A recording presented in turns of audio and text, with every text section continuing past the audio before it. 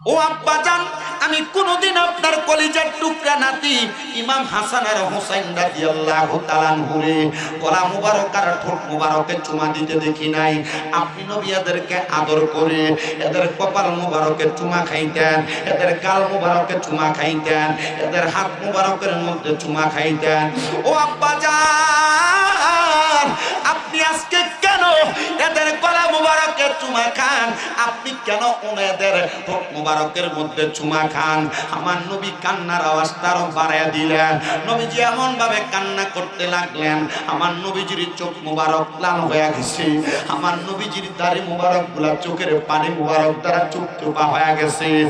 যে গলায় চুমু খেতেন আল্লাহর হাবিব নবী মুস্তাফায়, যে গলায় চুমু খেতেন আল্লাহর হাবিব নবী মুস্তাফায়, কিভাবে সেই গলাতে জিদের দল তলোয়ার চালাই হোসেন নবীজির আওলাদ সালাম জানাই মোরা তোমায় সালাম জানাই। আহলে বায়াত কি সালাম দিলে গুনাহ হবে? সওয়াব হবে। এটার পক্ষে আছেন কে কে? দুই হাত তুলে দেখেন। নারে তাকবীর, নারে রিসালাত। সবাই দুইটা হাতকে নাড়া দেন আর করেন হে হোসেন নবীজির আওলাদ সালাম জানাই মোরা তোমায় সালাম জানাই। জানি না কেমন করে ছিলেন নবী সোনার মদিনায়, জানি না কেমন করে ছিলেন নবী সোনার মদিনায়, যে সময় নিষ্ঠুর সীমর হোসাইনের গলায় তলোয়ার চালায় হে হোসেন নবীজির আওলাদ সালাম জানাই মোরা তোমায় সালাম জানাই। যে মাথায় আতে বলিয়ে ঘুম পাড়াতেন আম্মা ফাতেমায়, যে মাথায় হাতে বলিয়ে ঘুম পাড়াতেন আম্মা ফাতেমায়, কিভাবে সেই মাথাকে নিল তারা তীরের আগায় হোসেন নবীজির আওলাদ সালাম জানাই মোরা তোমায়। 6 মাসের দুধের শিশু আলী আসগর কাতর কাপানির পিপাসায়, 6 মাসের দুধের শিশু আলী আসগর কাতর পানির পিপাসায়, কিভাবে তীর মারিল সেই শিশুকে পানির বদলায়, কিভাবে ওই শিশুকে তীর মারিল পানির বদলায় হে হোসেন নবীজির আওলাদ সালাম জানাই মোরা তোমায়। জবান বন্ধ নাই, জোরে করেন আল্লাহু আকবার। আমি 2টা সন্তানকে কুরবানি করেছি, আমি আমার আল্লাহর কাছে কোনো বিনিময় চাই নাই। আমার আল্লাহর জিগাই বাড়ি আমার 2টা নাতির যে আল্লাহর রাস্তায় কোরবানি করব, আমার 2টা নাতির শাহাদাতের বিনিময় আমার আল্লাহ তাআলা আমি নবীরে কি দান করব?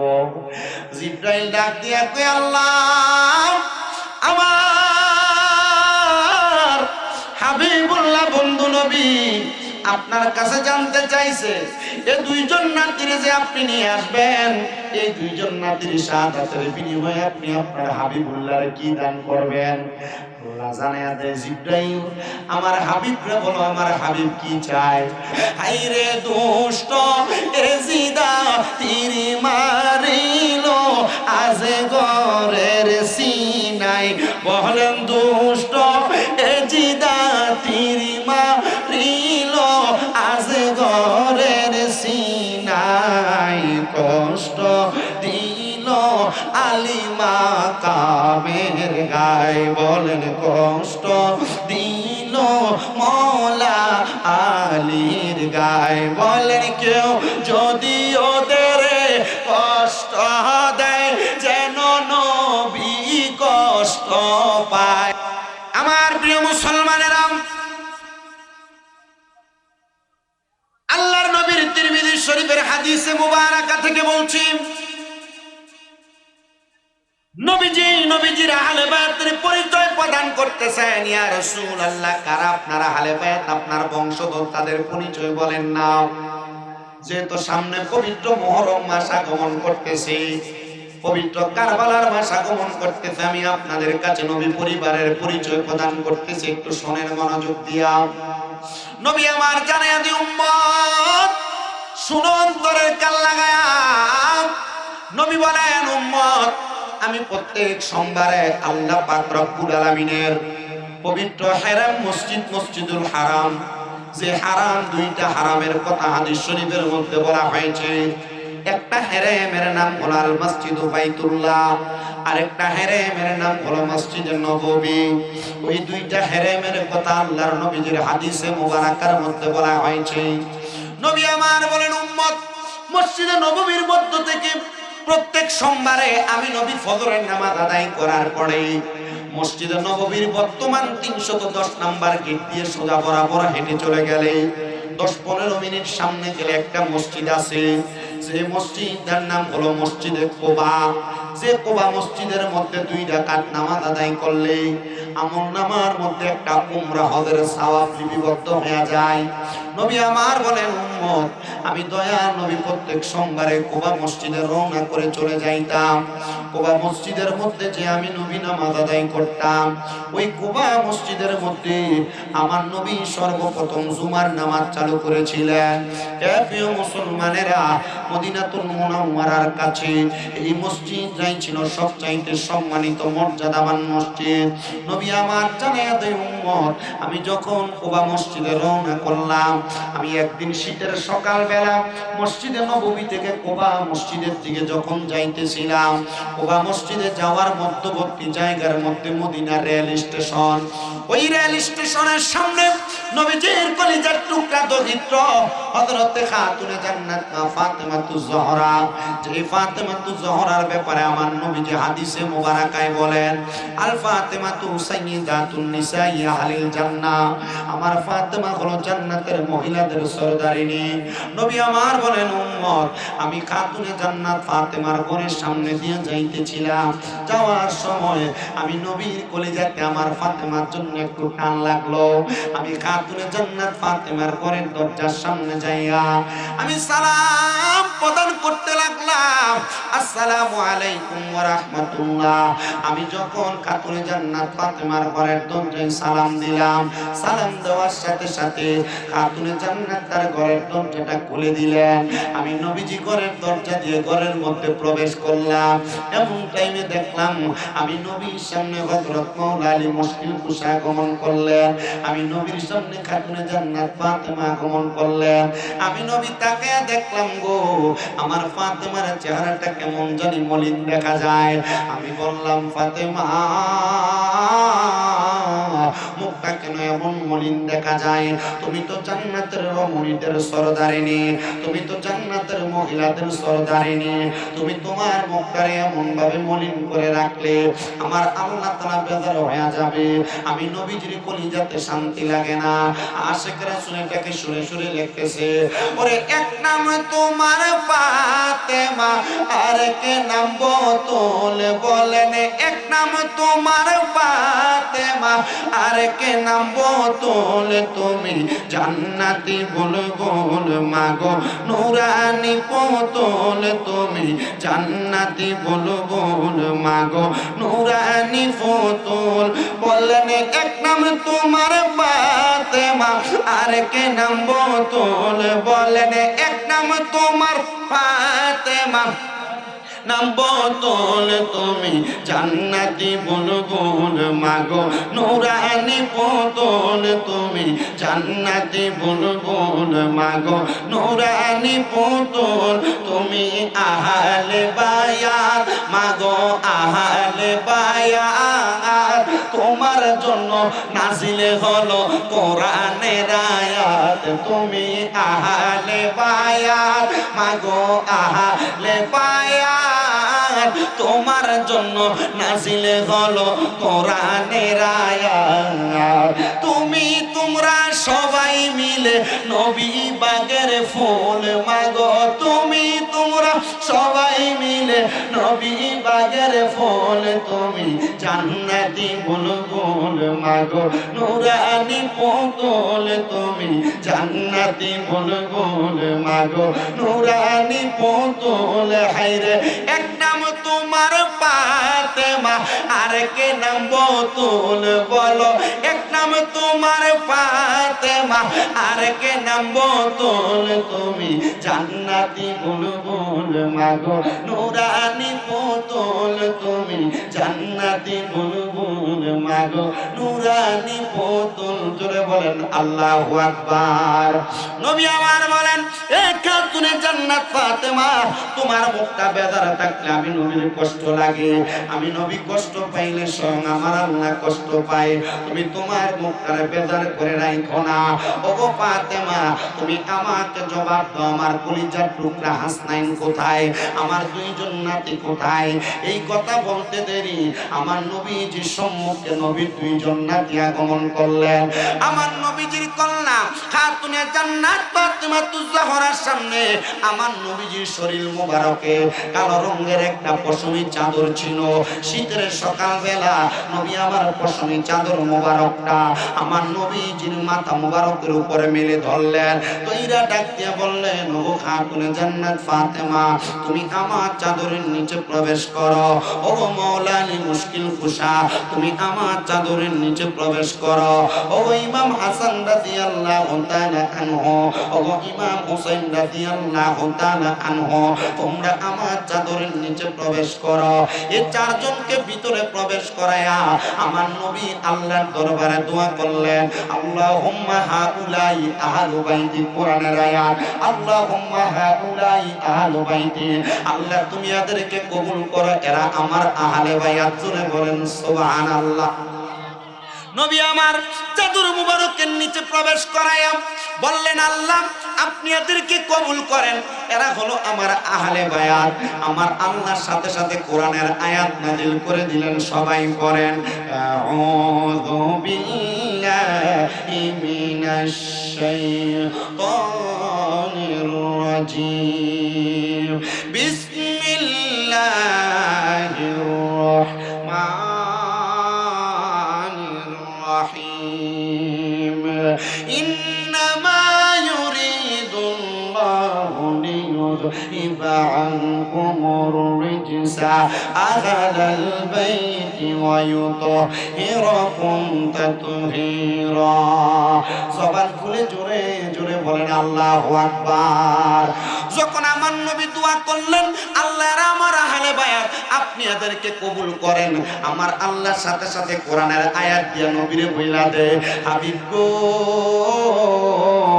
ও বন্ধু মুহাম্মদুর রাসূলুল্লাহ নিশ্চয় যারা আপনার আহলে বায়াত আমি আল্লাহ তাআলা আপনার আহলে বায়াতের ভিতর থেকে সমস্ত প্রকার পাঙ্কুলতা ও অপবিত্রতা দূর কইরা ওয়া ইউতাহহিরাকুম তাতহীরা আমি আল্লাহ এদেরকে পবিত্র বানায়া দিছি এজন্য আশিক আবার এই ব্যাপারে সুরে সুরে লেখে ও মনোবাই পাকেতে পাঞ্জাতন নিরাকারে নিরঞ্জন এক বস্তুতে দুই রকম বুঝায় শরীয়তের সতেক নাম তরিকতের নাই মোকাম হাকিকত বুঝিলে মারফতে পাই পাগলা মনোরাই ও তুই ডুব দিলি না পাক দরিয়াই ও তুই ডুব দিলি না সুবু খাইলি না এসকের দরিয়াই রে মন পাগলা মনোরাই ও তুই ডুব দিলি না পাক দরিয়াই ও মনোবাই আমার নবীজি সিন্ধু কইয়া মারেফতের তালা দিয়া হাসান হুসেন রাখছে ডাইনে বাই মা ফাতেমা শিকলে হইয়া তালাটা রাখছে আটকায়া মা ফাতেমা শিকলে হইয়া তালাটা রাখছে আটকায়া সাবি নিছে আলী মরতু যাই রে মন পাগলা মনোরাই ও তুই ডুব দিলি না পাক দরিয়াই ও তুই ডুব দিলি না সুবু খাইলি না এসকের দরিয়াই রে মন পাগলা মনোরাই ও তুই ডুব দিলি না পাক দরিয়াই বন্ধুরা আমার নবীর উপরে আল্লাহ কোরআনের আয়াত নাযিল করে দিয়ে বললেন নিশ্চয়ই যারা আপনার আহলে বায়াত আপনার বংশধর আমি আল্লাহ তাদের থেকে সমস্ত প্রকার অপবিত্রতা পাঙ্কুলতা দূর করে আমি আল্লাহ তাদেরকে পবিত্র বানিয়ে দিলাম এরাই হলো নবীর আহলে বায়াত বলে হুজুর এরা আহলে বায়াত কেমনে বুঝবো আমার দয়াল নবী খাতুনে জান্নাত মা ফাতেমা হযরতে মাওলা আলী এবং ইমাম হাসান আর হুসাইন রাদিয়াল্লাহু তাআলা আনহুমা এই পাঁচজন হলো আহলে বায়াত পাক পাঞ্জাতন আমার নবীজি এদের কথাই বলে দিয়েছেন কিন্তু মুসলমান এই জায়গার ভিতরে একটা মজার কথা আছে কি জানেননি আমার নবী যখন এই চাদর মুবারকের নিচে এদেরকে নিয়ে দোয়া করলেন নবীজির কাছে আয়েশা আমার নবীজির একজন স্ত্রী চাদর মুবারকের নিচে প্রবেশ করতে চাইলেন চাদরটাকে যখন তিনি তিনার ডান হাত দিয়ে তোলা দিলেন উনি যখন চাদরের নিচে প্রবেশ করতে চাইলেন আমার নবী বলেন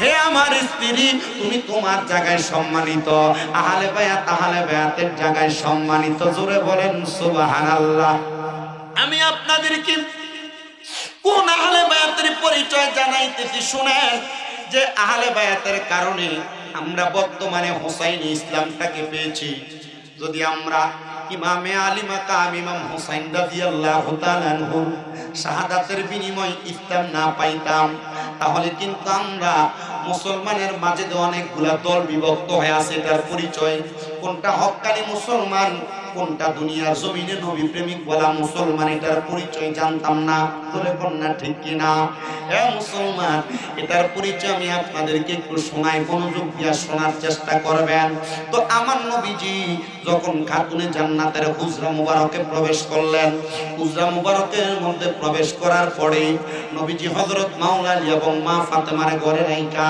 নবীজির দুই হাত মুবারকের মধ্যে করে নবীর দুইজন নাতি ইমাম হাসান আর হুসাইন রাদিয়াল্লাহু তাআলা ঘুরে নিয়া আমার নবীজি আরবের পাথরওয়ালা মরুভূমির রাস্তা দিয়া হেঁটে হেঁটে মদিনাতুল মুনাওয়ারার দিকে যাইতে লাগলেন বর্তমান যে মদিনা দেখেন আর আগের মদিনা কিন্তু এক ছিল না আগের মদিনাতুল মুনাওয়ারার মধ্যে এমন কোন সুন্দর রাস্তা ছিল না পাথরের এবড়ো থেবড়ো পাহাড়ি রাস্তা ছিল নবী আমার যখন হযরত ইমাম হুসাইন রাদিয়াল্লাহু তাআলা আর ইমাম হাসান রাদিয়াল্লাহু তাআলা ঘুরে নিয়া মদিনার দিকে রওনা করতে লাগলেন এমন টাইমে ইমাম হাসান আর হুসাইন রাদিয়াল্লাহু তাআলা দুর্বল শরীরের ছিলেন যখন হাঁটতে ছিলেন তিনারা একটু ব্যথা অনুভব করলেন আমার নবী বলেন উম্মত যখন আমার ইমাম হাসান আর হুসাইন কষ্ট পায় ওই কষ্টটা স্বয়ং আমি দয়াল নবী পাই আমি নবী তাদের কষ্ট উৎশব্দ সহ্য করতে পারলাম না আমি আমার ইমাম হাসানকে আমার ডান কাঁধ মোবারকের মধ্যে উঠাইলাম আমার ইমাম হুসাইনকে আমার বাম কাঁধ মোবারকে উঠাইলাম এই দুইজনকে কাঁধে উঠাইয়া আমি নবীজি মদিনার দিকে রওনা করতে লাগলাম এমন টাইমে বনু হাশেম গোত্রের একজন লোক হেজাজে যার বাড়ি সে আয়েশা আমার পেছন থেকে বলতেছে হাসান হুসাইনের ভাগ্য কত ভালো তারা বড় একটা দামি সাওয়ারের উপরে সাওয়ারি হয়েছে নবী বলেন আমি নবী কি করতে লাগলাম জানো যখন ওই বনু কুরাইজার হেজাজ অঞ্চলের মানুষ বলল হাসান হুসাইন দামি সাওয়ারের উপর সাওয়ারি হয়েছে আমি নবীজি মাথা মোবারক ঘুরে বললাম বললাম, ও হেজাজ এলাকার মানুষ, শুধু সাওয়ার দামি না, সাওয়ার যেমন দামি, সাওয়ারের উপর যে দুইজন সাওয়ারি আছে ওই দুইজন সাওয়ারিও ঠিক তেমন দামি। জোরে কোন সুবহানাল্লাহ। কি বলছে বুঝছেন আপনারা?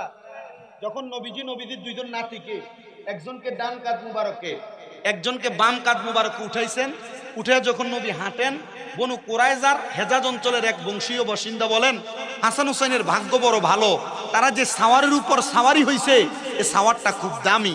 নবীজি ঘাড় মুবারক ফিরে বললেন, এই হেজাজের মানুষ, শুধু সাওয়ার দামি না, সাওয়ারের উপর যে দুইজন সাওয়ারি, এই দুইজন সাওয়ারি, সাওয়ার যেমন দামি এই দুইজন সাওয়ারি তেমন দামি। নবীজি এটা দিয়ে বুঝাইলেন, নবীজি যেমন দামি, নবীর নাতি ইমাম হাসান হুসাইন তেমন দামি। হাসান হুসাইনের পা মুবারক পাথরে লাগলে হাসান হুসাইন যখন উফ শব্দ করে এই কষ্ট নবীজি পায়। আশেক লেখে, ওরে কেউ যদি ওদের কষ্ট দেয় যেন নবী কষ্ট পায়, হায়রে কেউ যদি ওদের কষ্ট দেয় যেন নবী কষ্ট পায়। কষ্ট দিল মা ফাতেমার গায়, বলো কষ্ট দিল মাওলা আলীর গায়। বলো কেউ যদি ওদের কষ্ট দেয় যেন নবী কষ্ট পায়। বলেন কেউ যদি ওদের কষ্ট দেয় যেন নবী কষ্ট পায়। কষ্ট দিল মা ফাতেমার গায়, বলেন কষ্ট দিল মাওলা আলীর গায়। হাসান হুসাইন মাওলা আলী পাক পাঞ্জাতনের ধার, বলেন হাসান হুসাইন মাওলা আলী ফাতেমা পাঞ্জাতনের ধার। কষ্ট দিলে নবী কষ্ট পায়, বলেন কষ্ট দিলে নবী কষ্ট পায়। হায়রে দুষ্ট এজিদা তীর মারিল আজ ঘরের সিনাই, বলেন দুষ্ট এজিদা তীর মারিল আজ ঘরের সিনাই। কষ্ট দিল আলিমা কামের গায়, বলেন কষ্ট দিল মৌলা আলীর গায়। বলেন কেউ যদি ওদের কষ্ট দেয় যেন নবী কষ্ট পায়। বলেন কেউ যদি কষ্ট দেয় যেন নবী কষ্ট পায়। কষ্ট দিল মা ফাতেমার গায়। হায়রে দুষ্ট এজিদ তরবারি চালাই হোসেনের গলায়। হায়রে দুষ্ট এজিদ তরবারি চালাই হোসেনের গলায়। কষ্ট দিল দয়াল নবীর গায়, বলো কষ্ট দিল দয়াল নবীর গায়। জবান খুলে জুড়ে বলেন না আল্লাহু আকবার। প্রিয় মুসলমান, নবী আমার ডাক দিয়া বলেন, বনু হেদার, বনু কুরাইদার হেদাদ অঞ্চলের বাসিন্দা আমি নবী শুধু দামি না, আমার উপর যে দুইজন সাওয়ারি তারা তেমন দামি। এ কথা বইলা আমার নবী দুইজন নাতিকে নিয়া মদিনাতুল মুনাওয়ারায়, বর্তমান যে জায়গাটার নাম গেট বাবে আবু বকর, আবু বকর গেটের বরাবর আমার নবীজি মসজিদে নববীতে প্রবেশ করলেন। মসজিদে নববীতে প্রবেশ কইরা আমার নবীজি নবীর দুইজন নাতি ইমাম হাসান আর হোসেন রাদিয়াল্লাহু তাআলা আনহুকে তিনি আদর করতে লাগলেন। নবীজির নাতি দুইজন, একজন ইমাম হাসান আর একজন ইমাম হোসেন রাদিয়াল্লাহু তাআলা আনহু। একজনকে নবীজির ডান উরু মুবারকের মধ্যে, রান মুবারকে বসাইলেন, আরেকজনকে বাম উরু মুবারকের মধ্যে বসাইলেন। নবী আমার যখন তাদেরকে বসাইলেন, এমন টাইমে খাতুনে জান্নাত ফাতেমা ওনার বাড়ি থেকে দৌড়ায়া হাসান হোসেনকে না দেখতে পেয়ে নবীজির দরবারে আগমন করলেন। আয়েশা দেখতেছেন আমার নবীজির হাত মুবারকের মধ্যে একটা কাপড় পেঁচানো পুটলি হাতে নিয়ে আমার নবী কান্না করতেছেন। খাতুনে জান্নাত ফাতেমা, হে আব্বাজান, আপনি ইমাম হাসান হোসেনকে আপনার দুই রান মুবারকের মধ্যে বসায়া আপনি কেন এমন ভাবে কান্না করতেছেন? খাতুনে জান্নাত ফাতেমা তু জহরারে আমার নবী কোনো জবাব না দিয়া চোখের পানি ফেলে দিচ্ছেন। খাতুনে জান্নাত ফাতেমা তু জহরা নিজে হাদিসে মুবারাকা বর্ণনা করে বলেন, আমি দেখলাম আমার আব্বাজান মুহাম্মদুর রাসূলুল্লাহ কান্না করতেছেন, আর কান্না করতে করতে আমার কলিজার টুকরা বড় সন্তান ইমাম হাসানের ঠোঁট মুবারকের মধ্যে তিনি চুমা দিতেছেন।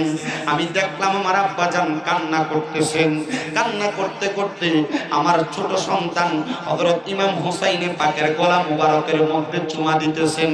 আমি ডাক দিয়া বললাম, বাবা, ওগো মুহাম্মদুর রাসূলুল্লাহ, আপনি নবী যে কর্মটা করেন, আপনার প্রত্যেকটা কর্ম স্বয়ং আমার আল্লাহ তাআলার আদেশ মোতাবেক করা হয়। ও আব্বাজান, আমি কোনদিন আপনার কলিজার টুকরা নাতি ইমাম হাসান আর হোসেন রাদিয়াল্লাহু তাআলা আনহুরে গলা মুবারক আর ঠোঁট মুবারকে চুমা দিতে দেখি নাই। আপনি নবী এদেরকে আদর করে এদের কপাল মুবারকে চুমা খাইতেন, এদের গাল মুবারকে চুমা খাইতেন, এদের হাত মুবারকের মধ্যে চুমা খাইতেন। ও আব্বাজান, আপনি আজকে কেন এদের গলা মুবারকে চুমা খান? আপনি কেন ওনাদের ঠোঁট মুবারকের মধ্যে চুমা খান? আমার নবী কান্নার আওয়াজটা আরো বাড়াইয়া দিলেন। নবীজি এমন ভাবে কান্না করতে লাগলেন, আমার নবীজির চোখ মুবারক লাল হয়ে গেছে, আমার নবীজির দাড়ি মুবারক গুলা চোখের পানি মুবারক দ্বারা চোখ চোপা হয়ে গেছে। নবী আমার ডাক দিয়া কয়, ফাতেমা, জানুনি গো আমি কেন কান্না করি? অল্প কিছুক্ষণ পূর্বে আমি নবীর কাছে মুআল্লিমুল মালাইকা হযরত জিবরাইল আলাইহিস সালাতু ওয়াস সালাম আগমন করেছে। হযরত জিবরাইল যখন আমি নবীর সামনে আগমন করছে গো, আমার আল্লাহ খবর পাঠাইছে আমি নবীর কলিজার টুকরে দুইজন নাতিকে আমার আল্লাহর হস্তে কুরবানি কইরা দেওয়া লাগবে। খাতুনে জান্নাত কান্দে আর ডাক দিয়া কয়, আব্বা জান, আপনি কি আমার আল্লাহর কাছে ফরিয়াদ জানান নাই? আমার নবী কয়, ফাতেমা, আমি আমার আল্লাহর কাছে ফরিয়াদ জানাইছি আমার এই দুইজন নাতির যেন আমার আল্লাহ না নিয়ে যায়। ও আব্বা, কেন বলছেন গো, কেন বলছেন? আমার নবী ডাক দিয়ে কয়, ফাতেমা, আল হাসান ওয়াল হুসাইন সাইয়্যিদা শাবাবি আহলিল জান্নাহ, আমার কলিজার টুকরা দুইজন নাতি জান্নাতের যুবকদের সরদার। এই জন্য আমি দয়াল নবী রাহমাতুল লিল আলামিন নবীদেরকে বিদায় দিতে না করেছি। আমি আল্লাহর দরবারে ফরিয়াদ জানাইছি, আল্লাহ, আমার এই দুইজন নাতিকে আপনি নিয়ে যাইয়েন না। আপনি আমার দুইজন সন্তান আছে তৈয়ব এবং তাহের, আপনি আমার দুইজন সন্তানকে নিয়ে যান। আমার আল্লাহ দোয়া কবুল করলেন। অল্প কিছুদিনের মধ্যে নবীর দুইজন সন্তানকে নিয়ে যাওয়া হলো। কষ্ট হচ্ছে আপনাদের?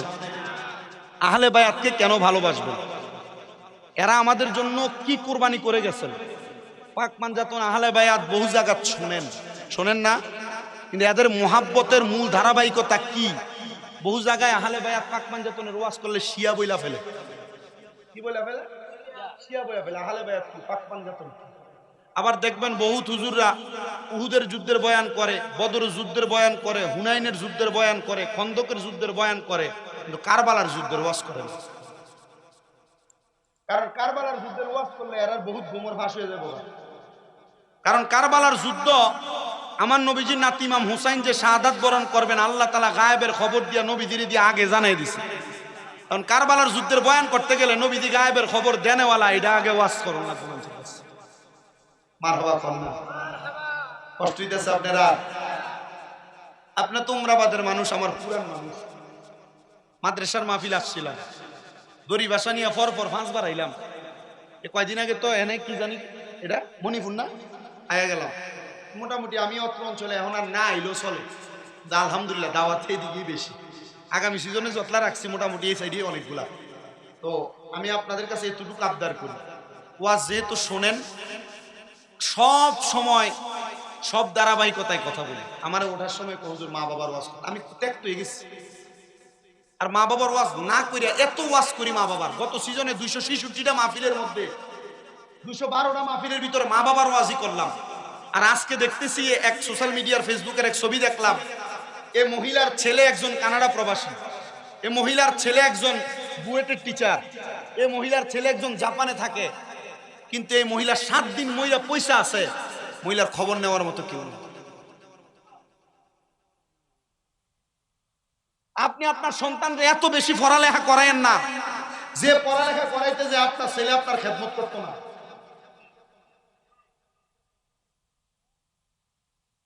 আপনি আপনার ছেলে মেয়েকে এতটুকু শিক্ষিত বানায়েন না, যে শিক্ষিত বানানোর পরে আপনার ছেলে মেয়ে আপনার বাপ কইয়া সমাজে পরিচয় দিতে লজ্জাবোধ করে। আপনি আপনার ছেলে মেয়েকে এতটুকু গ্রাজুয়েট পার্সন বানায়েন না, যে ছেলে মেয়ে আপনারা ফালাইয়া ঢাকা শহরে আর বিদেশে যেয়ে বসবাস করব, আর আপনি মা বাপ গ্রামের বাড়িতে ফসবেন। মা বাবারা যদি 1 বছরে 212টা মাহফিল এভাবে করার পরে বুয়েটের শিক্ষক হইয়া, কানাডার প্রবাসী হইয়া, জাপানের প্রবাসী সন্তান হইয়া, তার মা বাপ 1 সপ্তাহ নিজের বাড়ির 5 তলায় মরার পরে পচা পচা অবস্থা হয়ে গেছে, এমন পড়ালেখা করা ফলাফাইনের দুনিয়ার মা বাপের দরকার বলে আমি মনে করি। কথা বলেন না। আমি বাংলাদেশ সরকারের কাছে এই ঘটনার নিন্দা জানাই একটা আবদার করছি সোশ্যাল মিডিয়ার মাধ্যমে। কুমিল্লার 2 আসন হোমনা তিতাস এলাকা থেকে যে বাংলাদেশে এমন একটা আইন করেন, যে সন্তান তার মা বাপরে বাদ দিবে না, যে সন্তান তার মা বাবার সাথে অসৎ আচরণ করবে, যে সন্তান তার মা বাবাকে বৃদ্ধ বয়সে ভরণ পোষণ দিবে না, এই সন্তানকে মা বাবার ভরণ পোষণ না দেওয়ার কারণে কারাদণ্ড দিয়ে তাকে শাস্তি প্রদান করা হবে। যে মা বাপ তোমার এত কষ্ট করে পড়ালেখা করাইয়া বিদেশ পাঠাইলো, খাওয়াইলো, বিয়া কইরা বউডা ভাইয়া তুমি তোমার মা বাপরে বুইলা গেছো, ঢাসরে যা থাকবার তোমার মা বাপ ফসবো মরবো, খানা কি খায় তুমি এটা খবর লইতা না, তোমার মতো ফুট দিয়ে মা বাপের কোনো দরকার নেই। আর খোদার কসম করে বলি এই ফুট জাহান্নাম। আমার কাছে খুব কষ্ট লাগছে। আমি হঠাৎ করে আমার সামনে কয়েকবার আসছে ভিডিওটা, কিন্তু আমি পরে এটারে বারবার আসে দেখতেছি আমার এই মহিলা তো মইরা পইরা আছে। ঘরটার যে অবস্থা দেখলাম মনে হয় যে ঘরের ভিতরে 2-3 মাস কোনো মানুষ সাফ করতে যায় না। আমি এলাকার বৃদ্ধ মানুষ যারা আছে, বৃদ্ধ মা বাবা যারা আছেন, আপনাদের কাছে আবদার করি, এলাকার যুব সমাজ যারা আছেন আপনাদের কাছে আবদার করি, মা বাবা তোমার সবচেয়ে বড় সম্পদ। আহলে বায়াতের ওয়াজ তো করতেছিলাম, করব, কিন্তু এদেরকে কষ্ট দিয়া দুনিয়াতে টুপি লাগাইয়া পাঞ্জাবি পরে পাগড়ি পরে ঘুরবা, খোদার কসম এ নামাজ রোজা হজ যাকাত দান সদকা মক্কার ঘরে গিলাপ ধরে কানলো কাম হইতো না। আমি আমার জীবন থেকে, আমি সব জায়গায় আমি আমার বাস্তব জীবন থেকে মা বাবার ওয়াজ করি। আপনারা যারা সন্তান আছেন, মা বাবা আছেন, এই মা বাবা গুলার সন্তানে জ্বালায়, জ্বালায় না? বেশি জ্বালায় মা বাবার কাছে সন্তানের ব্যাপারে বেশি বিচারাই না। আমি আমার এই বয়সে যে আমি হুজুর হইছি, বক্তাগিরি করি, আমার জীবনে আমি আমার মা বাপ লয়ে বেশি চলছি। আমার জীবনে আমার সবচেয়ে বেশি কষ্ট আমার মা বাপ দিছে না। আমি মনে করি এই কষ্টটা আমার লেগে দোয়া। দুনিয়ার জমিনে মা বাবা সন্তানের জন্য জরিমানা দেয়, আর আমি আমার মনে 5-6 বছর বয়স আমি আমার বাপের লেগে 16-17 লাখ টাকার উপরে জরিমানা দিছি। ঋণ করছে দিয়ে দিছি, ঋণ করছি দিয়ে দিছি। আর অনকালার ফুতেলে কইলে 2-4টা বাড়ি দিয়া রাত দিবাইতে বাড়িয়ে যাবে। আমার আব্বারে কইলাম যে আপনি যদি 17 লাখ টাকা যদি জীবিত থাকিয়া যদি খাইতেন, এটা তো খাইয়ে শেষ করতে পারতেন না। ব্যবসা করতে যায় আর লস দেয়। অনকালার ফুতে আমি কইলাম যে আপনার তো কোনো সম্পদ নাই, দুনিয়ার মা বাবার কোনো ঋণ পরিশোধ করে কোনো সন্তান চিন্তা করে বাপের একটু জমি আছে আমার একটু বেশি করে দিয়ে দিবে। কথা কয় না, ঠিক না?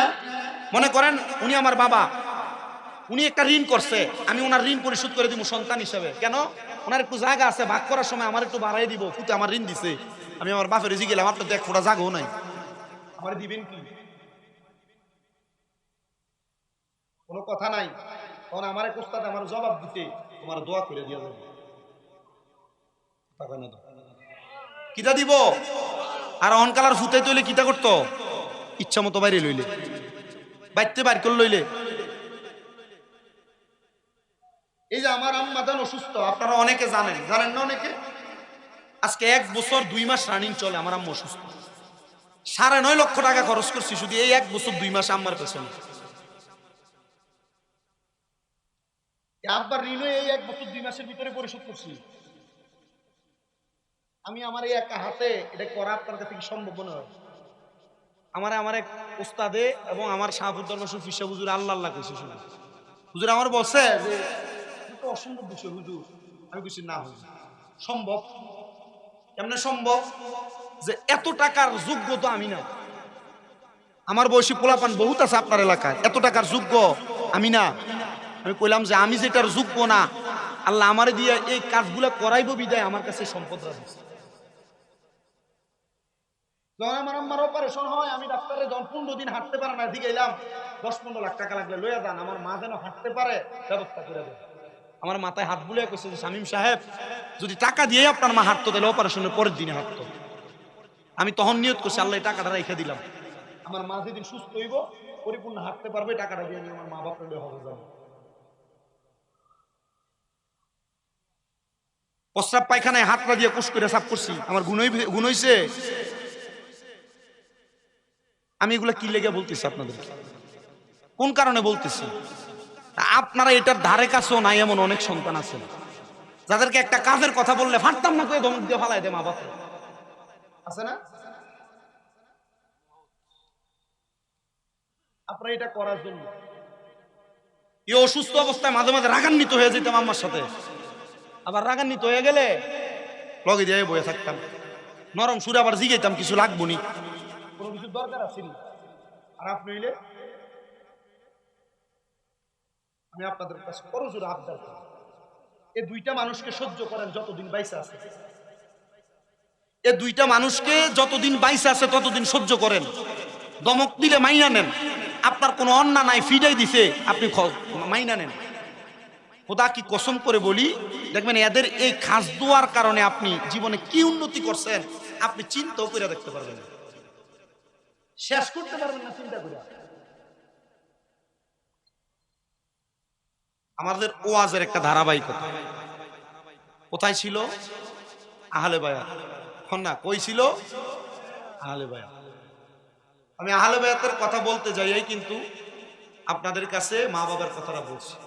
মা বাবার ওয়াজ বহুত করি, করার পরেও যদি সন্তান মা বাবার প্রতি দায়িত্ববান না হয়, এটা আমার বিষয় না, সে তার নিজের জবাব নিজে দিবে, ঠিক না? আল্লাহ আমরারে কবুল করুন। কোন জায়গায় ছিল ওয়াজ? আহলে বায়াত নবীর 2 জন নাতিকে নেওয়ার কথা বলছে। নবী বলছে আল্লাহ আমার নাতি না আমার 2টা ফুতেরে লইয়া যাবে। পর দিনে নবীজি 2 জন ছেলেকে নিয়ে গেছে, বুঝতেছেন না আপনারা? এর অল্প কিছুদিন পরে হযরত জিবরাইল আমিন আমার নবীজির দরবারে আবার আগমন করলেন। জিবরাইল এসে ডাক দিয়ে বলে, ইয়া রাসূলুল্লাহ, আপনারা 2 জন নাতিকে আমার আল্লাহর রাস্তায় কুরবানি দেওয়া লাগবে। নবী আমার কান্না শুরু করে দিলেন, না গো জিবরাইল, আমি আমার 2 জন নাতিকে আল্লাহর রাস্তায় কুরবানি করব। আমি 2টা সন্তানকে কুরবানি করেছি, আমি আমার আল্লাহর কাছে কোনো বিনিময় চাই নাই। আমার আল্লাহর জিগাইবানি আমার 2টা নাতির যে আল্লাহর রাস্তায় কুরবানি করব, আমার 2টা নাতির শাহাদাতের বিনিময় আমার আল্লাহ তাআলা আমি নবীরে কি দান করব? জিবরাইল ডাক দিয়া কয়, আল্লাহ আমার হাবিবুল্লাহ বন্ধু নবী আপনার কাছে জানতে চাইছে এই দুইজন নাতিরে যে আপনি নিয়ে আসবেন, এই দুইজন নাতির শাহাদাতের বিনিময়ে আপনি আপনার হাবিবুল্লাহর কি দান করবেন? আল্লাহ জানায়া দেয়, জিবরাইল আমার হাবিবরে বলো আমার হাবিব কি চায়। বলে আমার হাবিবুল্লাহ মুহাম্মাদুর রাসূলুল্লাহ চায়, ওনার গুনাহগার উম্মতের নাজাত চায়।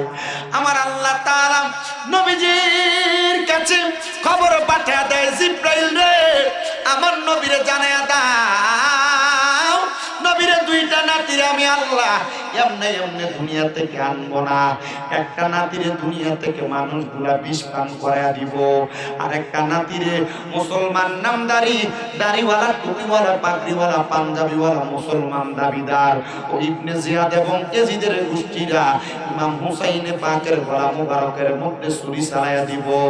এরাও মুসলমান দাবি করব, তার মানে বোঝা যায় দাড়ি, টুপি, পাঞ্জাবি আর পাগড়ি পরলা মুসলমান না। নবীর নাতির গলা মুবারকে যারা ছুরি চালাইছে এরাও দাড়িওয়ালা, টুপিওয়ালা, পাঞ্জাবি আর পাগড়িওয়ালা। এদের দাড়ি, টুপি, পাঞ্জাবি আর পাগড়ি ছিল লোক দেখানো। এরা নবীর বংশধরকে কষ্ট দিয়া এরা দাড়ি, টুপি, পাঞ্জাবি আর পাগড়ি দিয়ে কোনো লাভবান না। খাতুনে জান্নাত ফাতেমা ডাক দিয়া কয়, ও আব্বাজান আপনার কাছে আমার আবদার, যে নাতি ঠোঁট মুবারকের মধ্যে আপনি চুমা খাইতেছেন, যে নাতির গলা মুবারকের মধ্যে আপনি চুমা খাইতেছেন, এই নাতির ঠোঁট মুবারক আর গলা মুবারকের মধ্যে কারা গোটারা বিস্পান করাই গোয়ার ঠোঁটের মধ্যে গলার মধ্যে। আমি বলবো, বলতে পারবো না, তাহলে আপনি বলেন। হ্যাঁ হ্যাঁ বলেন বলেন।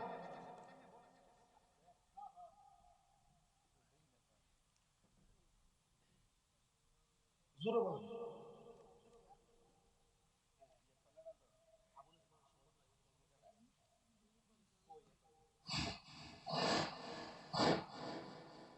পাশানি ইউনিয়নের বিএনপির সকল অঙ্গ সংগঠনের নেতৃবৃন্দকে আমরা উমরাবাদ গ্রামের পক্ষ থেকে স্বাগতম জানাই। বিএনপির সকল নেতৃবৃন্দ শুভেচ্ছা। নারায়ে তাকবীর, নারায়ে রিসালাত। আবু নাসের ওয়াহেদ সম্পদ ভাইয়ের আগমন, গিয়াসউদ্দিন সাহেবের আগমন, মামুন ভাইয়ের আগমন, বিএনপির অঙ্গ সংগঠনের সকল নেতৃবৃন্দের আগমন, এলাকাবাসীর পক্ষ থেকে, যুবক ভাইদের পক্ষ থেকে নারায়ে তাকবীর, নারায়ে রিসালাত, নারায়ে গাউসিয়া।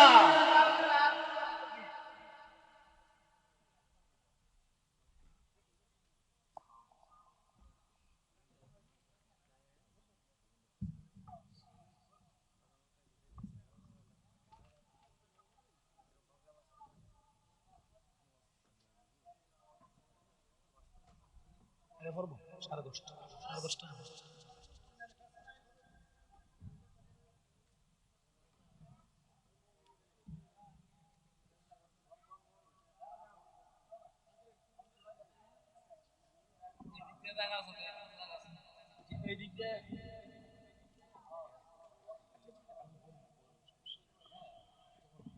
বলেন।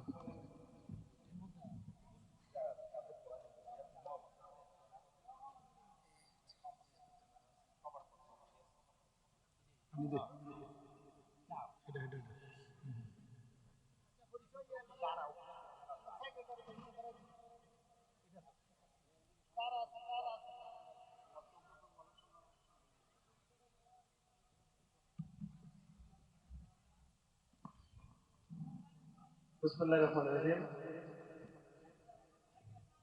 উমরাবাদ পশ্চিমপাড়া কেন্দ্রীয় জামে মসজিদের উদ্যোগে হাসিল করার মতো কর্ম ওনারা করে দিয়ে গেছেন আপনাদের। আলহামদুলিল্লাহ কয় না? আসছে তো, কি আসছে তো? আলহামদুলিল্লাহ। আমি আবার শিখতে যাই না, নেতা আইলে অনেকে শিখতে জানা কিন্তু আমি শিখতে না। আমার ওই যে এর আগের বার নিয়েছিলাম যে উমরাবাদের মাদ্রাসার মাহফিলে, আলহামদুলিল্লাহ এটা মাহফিলের জন্য ভালো। তারা মাহফিলে আসে 2 টাকা দেয়, এই টাকাটা মাহফিলের এবং এলাকার মাদ্রাসার মসজিদের উন্নয়নে ব্যবহৃত হয়। আল্লাহ কবুল করেন, আমিন করেন। সবাই মহাব্বতে দূরে শরীফ করেন আল্লাহুম্মা সাইয়্যিদিনা মাওলানা মুহাম্মদ ওয়া আলা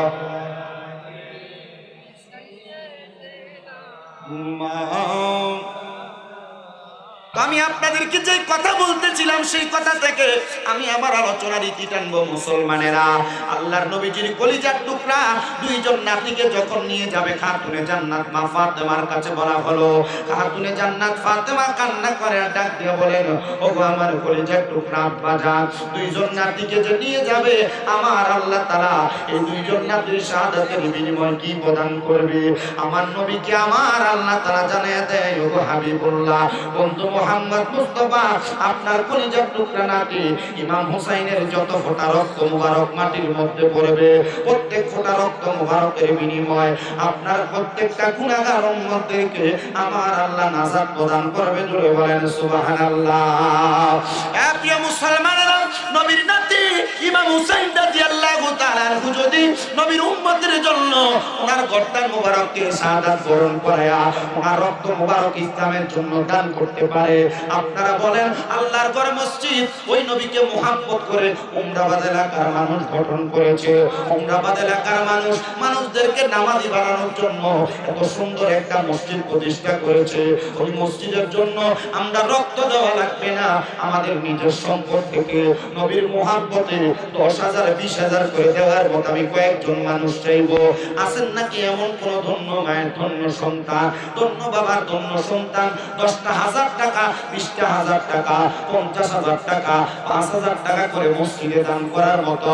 কারণ আল্লাহর হাবিব বলেন, আস-সাখিয়্যু হাবিবুল্লাহ, যারা দানকারী তারা হলো আল্লাহ তাআলার বন্ধু। আল্লাহর বন্ধু হওয়ার জন্য 10,000 20,000 50,000 দেওয়ার মতো কেউ থাকলে কয় লাখ? 5 লাখ? 5 লাখ যদি কেউ থাকে, বলে হুজুর 5 লক্ষ টাকা এই আল্লাহর ঘর মসজিদের জন্য 1 নাম্বার আমি দান করব।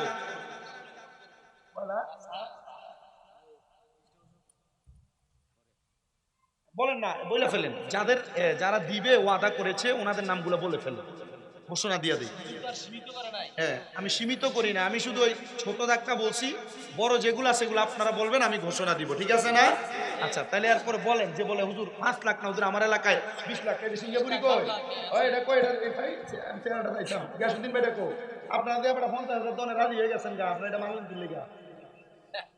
হ্যাঁ, মানুষ এটা আপনি নিজের এলাকাতে তো কম দিছেন, এটা বুন্দা লয়ে যায় টাকা। হ্যাঁ, আমার কনের লেগা গ্যাসুদ্দিন ভাই চেহারাটা কইছি জানছে আমারে ভাই, আমি 50,000 টাকা দিয়ে ওয়াদা করলেন, আপনি চেহারা আর নামের লোক এটা কাম ভাই নিছে। ওই আমি গ্যাসুদ্দিন ভাইটা লই, এরপর অন্য লাখের টাকা 50,000 কইছে ভাই, এটা বাড়াই একটু, আমার ইজ্জত একটু বাড়াই দেন। না আমার কাছে ওটার আগে একজনের কইছে গত বছর 2 লাখ দিতে চাইছে। ভাই আমার আমার আগে এই ইয়ারে, আচ্ছা আপনারা একটু ঘোষণাগুলো দেন। আমার তো গ্যাসুদ্দিন ভাই আমার ইশারা দিতেছে আগে ভাই চলো। আচ্ছা আপনারা বলেন, যাদেরটা বলবে 5 লাখ 10 লাখ 2-3 লাখ 1 লাখ এগুলা ঘোষণা দিয়ে দেন, যেহেতু অতিথিবৃন্দুরা আছেন আপনারা কষ্ট করে বলবেন।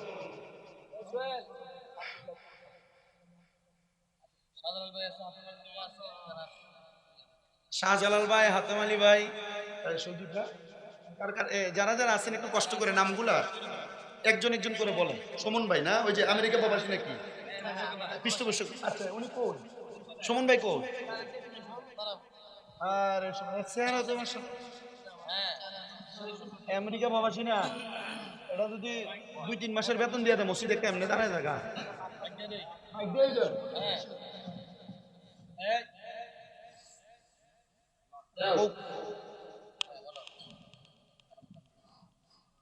বিসমিল্লাহির রহমানির রহিম। আসসালামু আলাইকুম ওয়া রাহমাতুল্লাহি ওয়া বারাকাতুহু। উপস্থিত সকল দরকার নেই। মুসলিম সকলকে অন্তরে অন্তর থেকে ধন্যবাদ এবং মোবারকবাদ যে আমাদের উমরাবাদ কেন্দ্রীয় জামি মসজিদের মাধ্যমে সকলে সাড়া দিচ্ছেন। আলহামদুলিল্লাহ, আল্লাহর কাছে লাখ কোটি শুকরিয়া এবং সেই সাথে আপনাদের সুস্বাস্থ্য